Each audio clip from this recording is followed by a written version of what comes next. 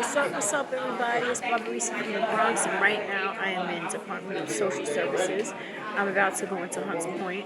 I'm about to go in the trenches because I want to see who's out there today, see if I can help anybody. Um, I'm really not supposed to be doing this, but I need for you guys to see how hard it is for people in here with their children. It's not easy, guys. And yes, my eyes are mad irritated because I've been crying a lot today. I'm going through a lot of personal issues, at home. And I'm not a liar. Me and Tito been together for 8 years, but everybody goes through things. Tito's a good man, but to be honest with you, I don't like what he drinks. When he drinks, he changes, and alcohol changes people. So I want people to understand something. Not everything is what it seems, okay? Just because you see people happy, that doesn't mean that everything is always happy, okay? So let's get that straight right now. I'm dealing with a lot. I do not drink. I'm on my methadone, and I get criticized for being on my methadone, and I get put down for being on my methadone, okay? And I go through a lot because I'm doing the right thing, and I clean the house every day, and I get criticized for cleaning the house every day, and I get criticized for a lot of things, okay? It's like I'm reliving a nightmare that I lived already. I already dealt with an alcoholic father of my children. That's why I lost my children in the first place, because of that. Because he was an alcoholic and he used to lay his hands on me. So just to give you guys a bird's eye view of this is the Department of Social Services, and basically people are suffering in here. The children are suffering in here. And I feel bad for the kids.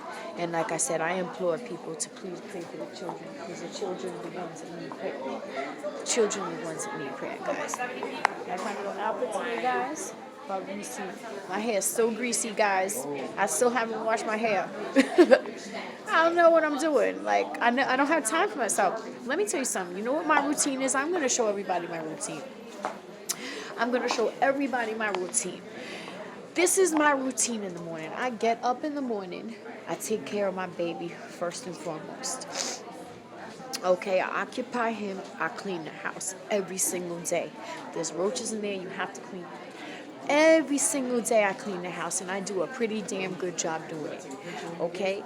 And then, after I'm done cleaning the house, Tito sometimes take the baby out. Yes, he does do that. So, I have a little time maybe to finish up something that I couldn't finish up before. Continue cleaning. Sometimes I'll take him to the park. Okay? So I could do other things in the house that need to be done. Because when my son eats, what happens is he throws food all over the floor. So I'm constantly picking up the food. And I don't never get frustrated with him. Never. The only time I yell at my son is if he touches something he's not supposed to, like the stove or like my spices. Because, let's say he dumped the pepper the other day. Let's say he dumps the pepper and it gets in his eyes.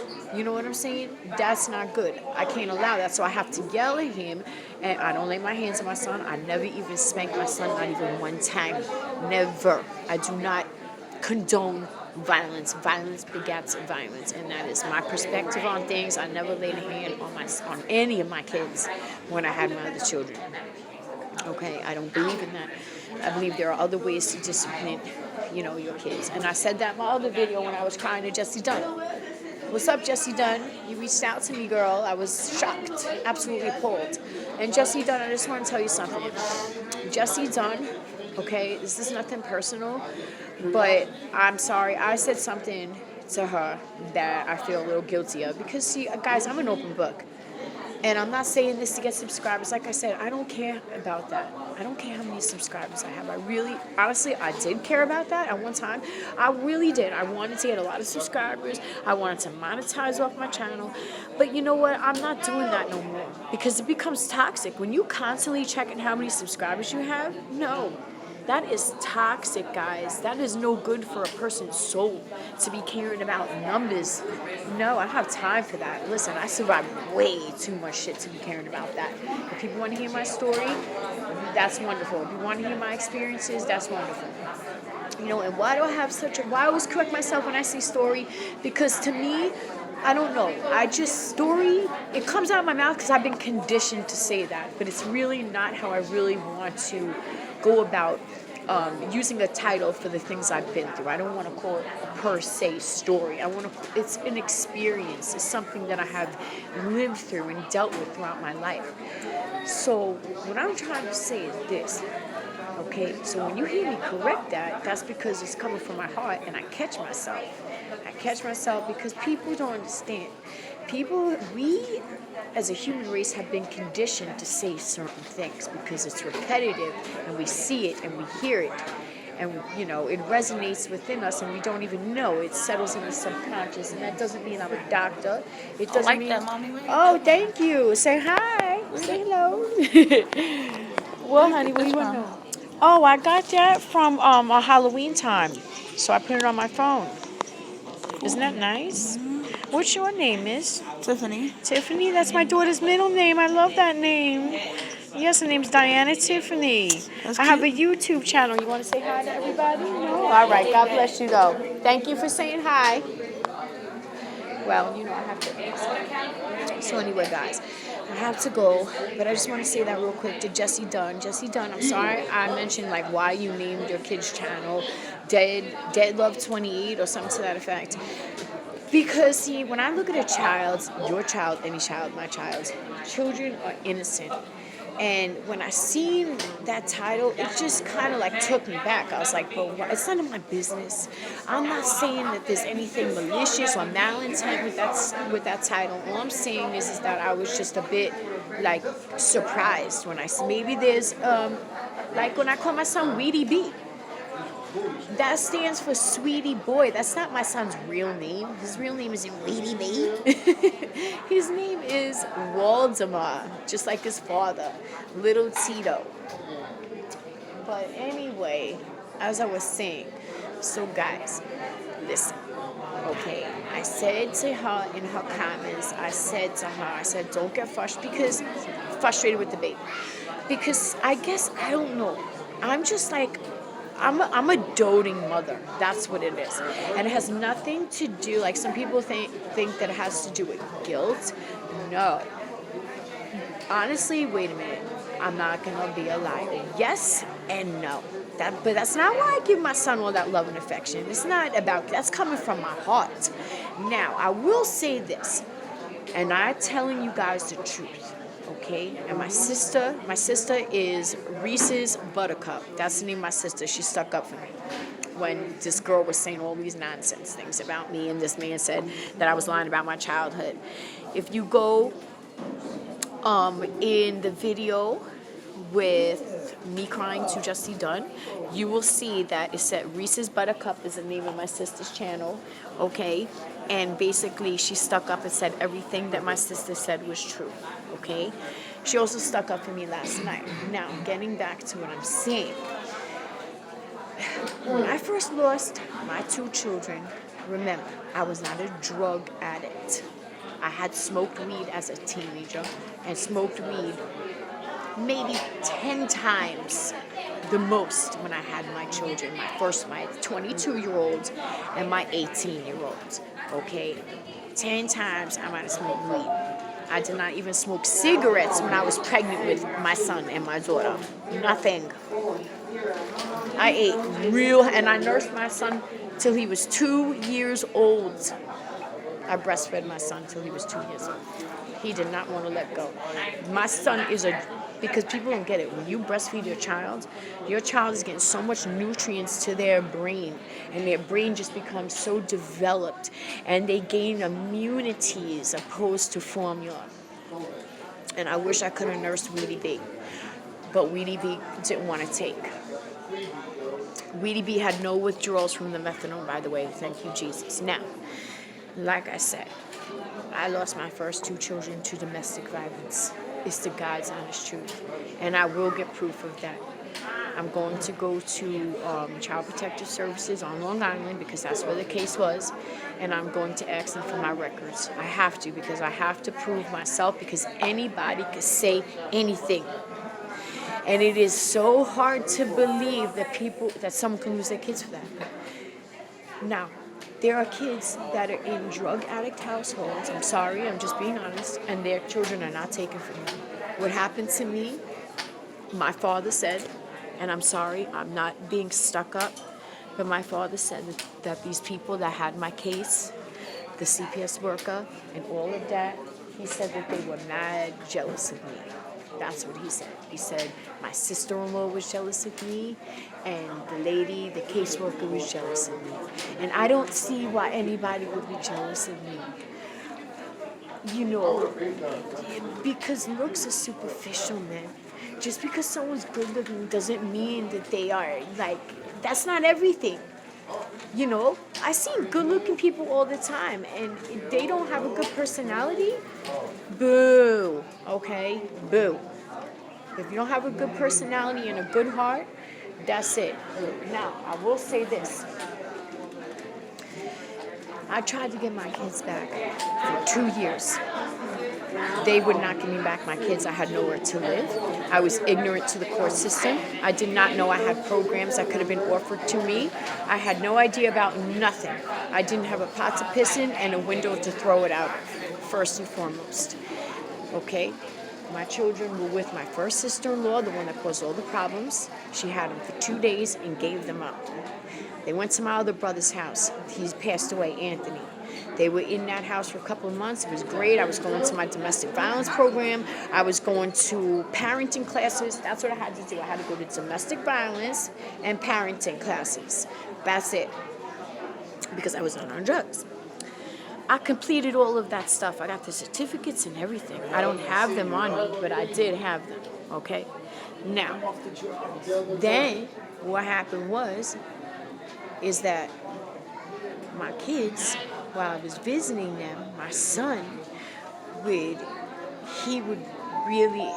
killed me. My son would bug out. He would cry. He would scream. And I would drop to the floor and start after, not in front of him because I didn't want to see him see me do it. I would beg and scream and cry and say, God, why? Why, Lord? Why did you let this happen to me? Why?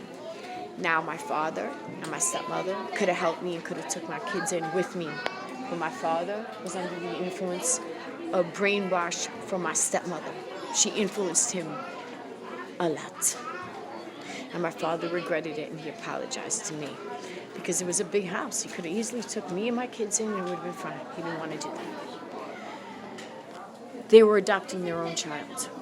So while my kids were going in foster care, my father was adopting a child in China. And I gave him credit for that. I said, you saved a life, but you could have at least helped me too. So my children didn't wind up in the system, okay? Just a second ago, this guy passed me and he said, get off the drugs, a young kid. Do you believe that? Do you know how degrading that is? Unbelievable. Ignorance. Ignorance is not bliss.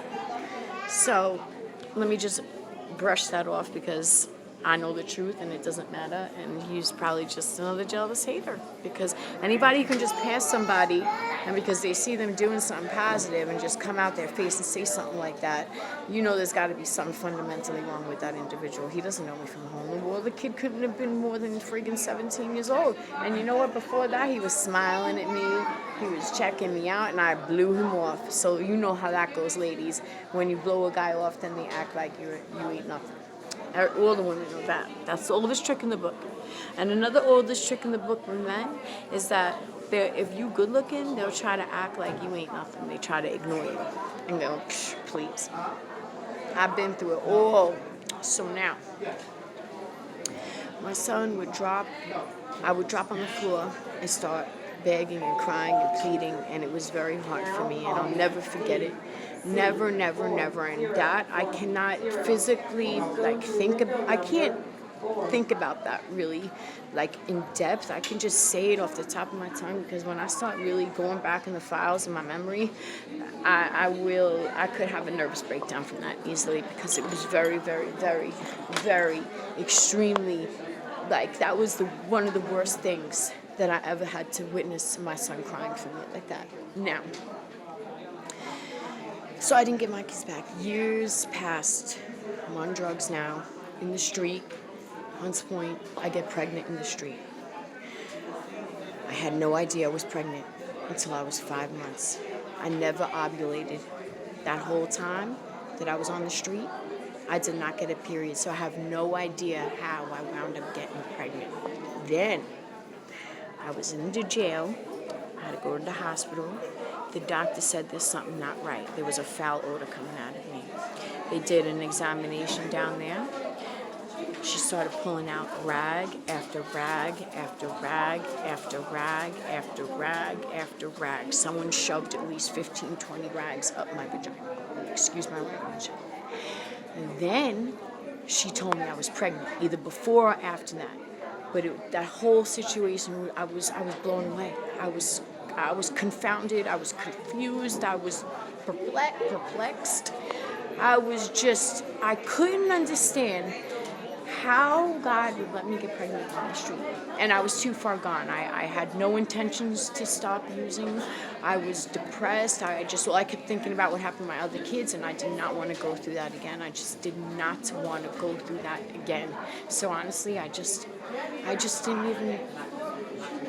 even think that I was pregnant while I was pregnant out there.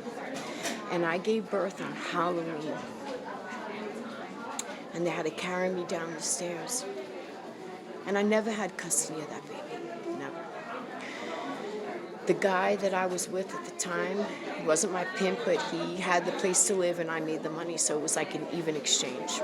Mike Rivera, he passed away, God rest his soul. He died of endocarditis from using dirty needles. He came to the Lincoln Hospital and he said, come on, let's go. Now, mind you, I didn't have anybody else. You know, I had my street family, but we're all in the same boat. We're all on drugs. They couldn't help me. What could they do? They couldn't help me in that perspective. They could not help me. So, guys, basically I had the baby, and his name is Michael. Some people pronounce it Michael. It's a beautiful name. All my kids are biracial. Now, when I had the baby in my arms, I felt so many different things. I felt confused. I felt love, like this love, that a mother's love, just a mother's love. And I could not, the social worker came in, she said, you know you can't keep this baby, right? She said, you know you're on drugs. The baby came up positive for cocaine and heroin. So that killed me so much that happened, that I was just so numb. And I held that little baby in my arms, and I just loved him so much. I love him so much. But at the same time, it was like I just was so lost and confused and downtrodden and just struck down and all kinds. I was 6 feet under, if you can understand. I was gasping for air. I couldn't believe that I had this beautiful little baby, and again, my motherhood was being taken from me, but this time is because of me. I'm not making excuses, but if I never ever went through that with my other children, that would have never happened. I would have never lost that baby. And I would have had him, but just not in that circumstances, if you can understand what I'm saying. That little boy to this day is with the same family as my other 2 children, and he was born in the Bronx. You want to know how that happened? Because my mother asked the adoptive parents of my first 2 kids if they can take in this baby, and they did. Thank God my children are all together. But my children, the younger 2, the 18 and the 12-year-old, Diana and Mikhail, they changed their names. They changed my first son, the 22-year-old, I named him Julius. They changed his name. No, actually my mother said that he wanted his name changed to Joseph. Julius Anthony Samuel Santino. That's what I named him. Julius Anthony Samuel Santino. He was my best. You see how me and Reedy B are? That's exactly how I was with him. Exactly. My daughter, she was an infant. But I was the same way with her. But it wasn't like an active, like running around. I didn't have her at that point. She was very, she wasn't even walking yet at the time they were taken. The other baby, the 12-year-old, Mikhail, that was born on Halloween, I've only held him. That's it. And I tell you this, if that did not happen to me with my kids, I would have never, ever wound up in Hunts Point. Never. Why am I saying all this? Because I want people to cherish their children. Cherish your children. That's why I am so loving and caring to my son, Reedy B, because I know what it's like to lose your kids. But for me, and I'm not saying this to any mother who lost their children to drugs, I'm not criticizing you. I'm just saying my circumstances, that was not the case with me. I was 21 years old. I did not even know what drugs were. I had no idea. And my sister can vouch for that. My mother can vouch for that. My whole family can vouch for that. So Cousin Chrissy, if you are watching this, I'd appreciate it if you leave a comment sometimes. Chrissy, I miss you. I don't know if you watch my videos anymore, my beautiful cousin. Damn, guys, you see shit's boiling up in here, right? That's the Bronx for you guys. Shit's boiling up in here. But anyway, now I lost my train of thought. So Chrissy, please, if you watching my videos anymore, my beautiful cousin Chrissy, you know, you could say something for me. Because I moved in with her. I moved after I lost my kids. I didn't want to stay in my father's house. No way. No way. I was not about to stay in that big old house when my kids couldn't live. No way.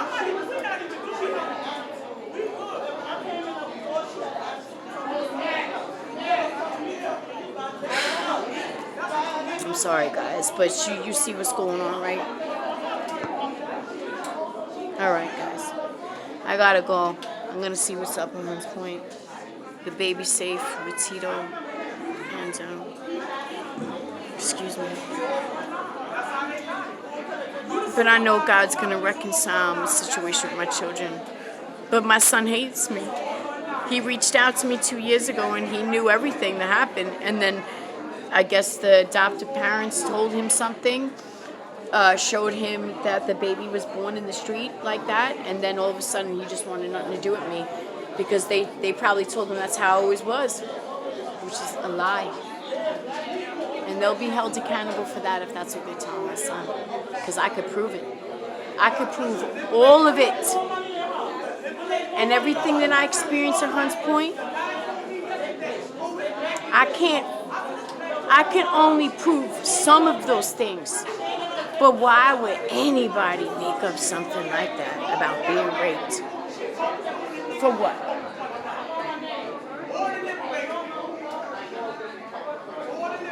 I've been through a lot on the street, and a lot as a kid, and a lot all throughout my years. I'm still going through stuff. I'm still fighting the good fight. And I never lose my faith, ever. And I love, not hate. I love with all my heart, guys. Like I said, the eyes are the windows to the soul.